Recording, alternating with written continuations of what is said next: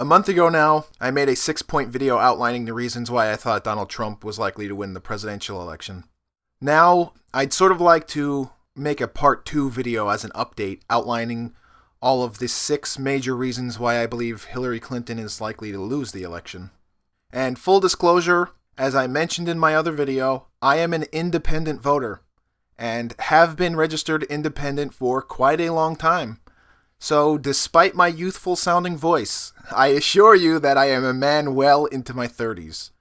So with that, let's proceed to my 6th point. One of the main points in my reasons why Trump will probably win video was that Hillary Clinton, as a career politician, has been riddled with scandal after scandal. And 2016 has been no exception. In fact, it's almost as if there's a new scandal every week. Since my last video uploaded on July 29th, there's been revelations about her involvement with Pay to Play, the Clinton Foundation. Also, Huma Abedin, not entirely sure how you pronounce her name, so forgive me, Huma, has been involved in scandal with some things she's been involved in, and that's Hillary Clinton's closest aide. So she's been caught up in her own scandal, and now her husband, just last week, Huma Abedin's husband, Anthony Weiner, Mr. Weiner, is in trouble again for sexting. So, some serious scandals and some minor, but mounting scandals. Just add these all to other mounting scandals and controversies before it. Americans are not so naive that they're not aware that politicians are mostly a dishonest, corrupt bunch. But even the American electorate, I think, has had enough. So with that said, WikiLeaks has been promising a few more bombshell leaks before November. And I think that how many more scandals can the American population take? And no amount of, because this is just more heinous media crap, no amount of McCarthyist smear campaigns by the mainstream media, which Americans distrust in record numbers, by the way, is enough to convince a large enough group of voters that there is some Russian conspiracy going on with WikiLeaks. Again, do your own research, folks. Look at the biggest donors to the Clinton campaign and tell me there isn't any foul work afoot within the media. And you can tell they're panicking. Every time I look at the lamestream dinosaur media, the legacy media, like CBS and ABC, they're tying a new Clinton rival to Russia. Are you kidding me? Trump has ties to the Kremlin. WikiLeaks has ties to the Kremlin.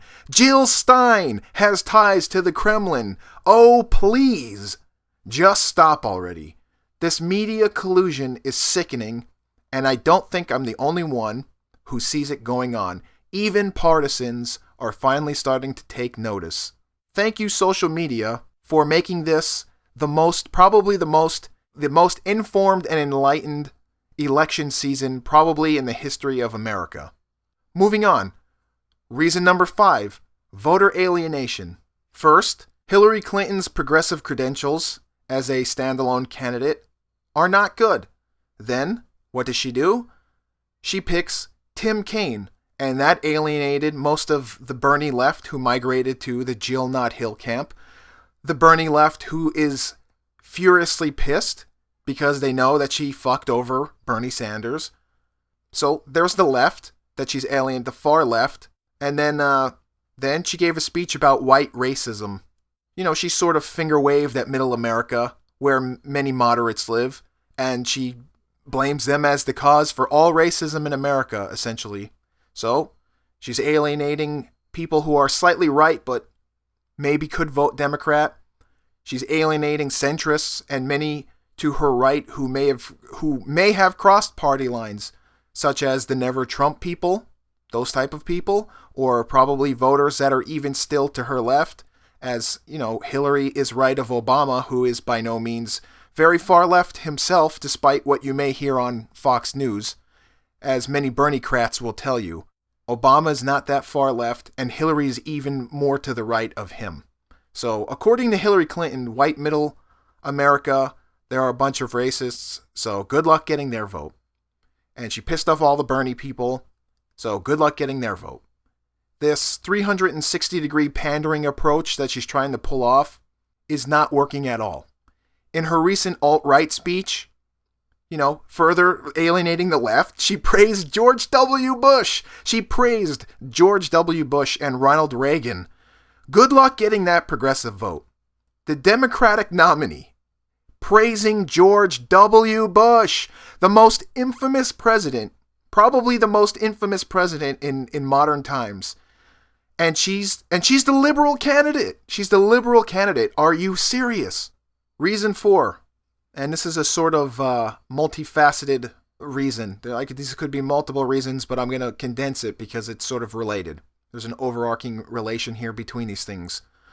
She looks weak, seems like a weak candidate, no press conferences. Trump, Donald J. Trump. And I don't support Donald J. Trump, by the way. I don't know who I'm going to vote for. But I do know this. Trump has been acting like a president. He visited Louisiana when neither Obama nor Hillary apparently could be bothered to. Even if it's a bullshit photo op, which I believe it is, but it doesn't matter. Perception matters. Perception matters, and he will be perceived as a doer. Now, his just the other day, recent visit to Mexico, which, has been seen as a resounding success by many in our media, but notably in the Mexican media.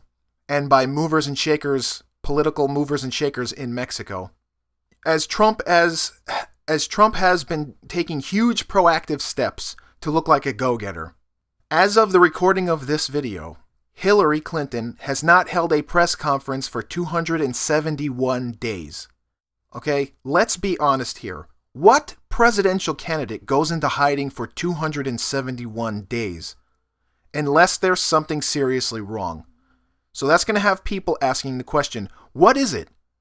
And of course, it's not any one thing. It's probably many things. But at the forefront is this idea of health concerns, which brings me to reason 3.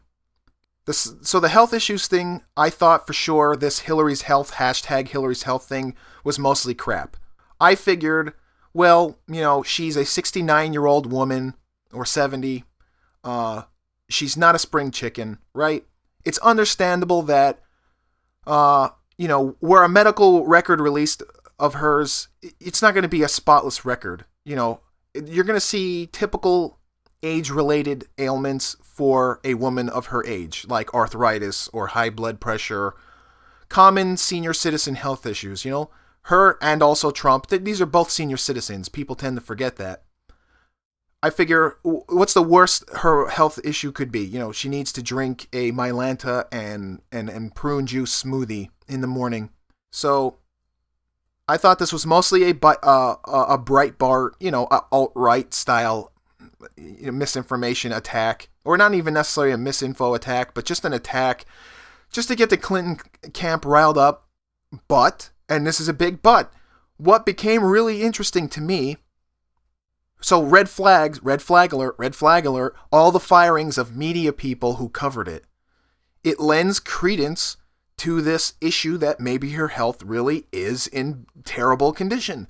A condition perhaps so terrible that she may be unfit to lead, to be president. So one of the first things that I noticed in the media, the first person who got the axe was Dr. Drew. I think many people know infamous MTV Dr. Drew of Loveline fame. I think he did 6 episodes of a show, something like that. He addressed the issue of Hillary's health, and suddenly, boom, the show was canceled. Okay, red flag number 1. Then, David Seaman. People may not know who this is. He's a writer for one of the most left-leaning news rags on the internet, Huffington Post. He was fired. To describe HuffPo as left-leaning is actually the understatement of the year. They are quite possibly the poster child for leftist online media. Only Salon comes to mind in terms of a competitor who could dethrone Huffington Post as the queen of all leftist online media. No, not king of it. That would be sexist. The queen of leftist online media. And this HuffPo writer was canned. He was fired. A writer on the left. On the left. This is not a guy from Breitbart or The Blaze or anything like that. This is someone who writes for Huffington Post. And not only was he canned, but he was then maliciously attacked by Hill shills, which again, I must say, there's some serious Major Streisand effect thing in motion there. People on social media are not going to let this die, I guarantee you. Reason number 2, WikiLeaks. WikiLeaks promises more leaks. So, as I mentioned earlier, despite all the current McCarthyist smears by almost everybody, WikiLeaks, who, funny enough, was once the darling of the left because of their support of whistleblowers like Chelsea Manning and Edward Snowden, suddenly the leftist media has decided, I shouldn't say leftist, because or the liberals, there's the liberal candidate is Jill Stein. The media, who is smeared by the right and people in the alt-right as being leftist, they are not leftist. What they are is neoliberal corporatists. That's what they are. And now that they've decided that WikiLeaks is the enemy because of XYZ reasons regarding the advantage they're giving Donald Trump by leaking all of this stuff, and they're leaking all of this stuff, it's not because they favor Donald Trump more than they favor Hillary Clinton. It's because Hillary Clinton is a career politician. She has a long-standing history in positions of power, so there's more dirt to be dug up on her. Trump is, an industrialist, so even though there might be some dirty laundry that, you sort of see the New York Times try to dig up, it's really nothing so harsh because he's not in a position of power. People wouldn't think it's that bad anyway. Oh, he didn't pay workers or something like that. Like, yeah, I see that as bad, but it's not the same as if he was the president and, his actions led to, say, an Iranian nuclear scientist being executed. So the neoliberal corporatist media has discovered that the knife of transparency cuts both ways. They've already provided so many smoking guns, and it's taking its toll. No matter how much Hill shills on Twitter refute it and deflect to Russia, it's taking its toll. And they're promising, and even WikiLeaks is promising an even bigger bomb, possibly in October. I imagine they're saving the best for last. I mean, considering how, not exactly devastating, but damaging the DNC leaks were, I expect a doozy with the next leak that they provide. This may finally be the scandal that is unrecoverable from. So we shall see what the future holds in store. But gauging by how much the DC leaks pot shot winded the Hillary campaign and set them back a few steps, it wasn't a 1-2 punch body blow. Like I said, I'm aware of that. She and Trump are still pretty split in the polls, but I anticipate whatever further dirt WikiLeaks has on Clinton could be the knockout punch. At a minimum, if it only knocks a little more wind out of her sails, it could still be enough to put Trump over the edge voting-wise to win it. Last reason. This is the number one reason. And my final reason, I should say, and because these reasons aren't in any particular order, but this reason seems like maybe the most overlooked. And that is that many people are sick of the same old, same old. So much so that many are giving serious consideration to playing the wild card. And, a wild card named Trump, the Trump card. People are getting red. People are giving serious consideration, because Obama was the hope and change candidate in 2008. And he essentially hoodwinked the youth and minority vote. 4 years later, the race between him and Romney was laughable. Laughable in how similar these two candidates were across the board on most issues. Laughable, how close the race was between them, and considering, Obama was like it's incredible. It's incredible. Obama was literally like the second coming of Christ in 2008, and then he struggled against Romney. The dramatic difference in the voter turnout, especially among younger voters. And, Trump to me has many parallels with Obama. Not the man himself, not the man, but that original 2008 campaign. So Obama was the original meme candidate. His 2008 run laid the template in many ways for the style of campaign that Trump is currently running. And I'm sure, somebody heard me say that just now, or somebody's hearing me say this now, and they're throwing their hands up. You are so wrong, buddy! But I have a longer memory than the average American, and I remember 2008. Now, there's also many parallels with Ronald Reagan and Trump, but my point is Trump is, for some, a builder, and others a wrecking ball. Either way, people believe he will bring about change, even more dramatically than what people believed of Obama. And there's reason to believe that he'll do it based on fierce establishment opposition that we're seeing played out in the news every day.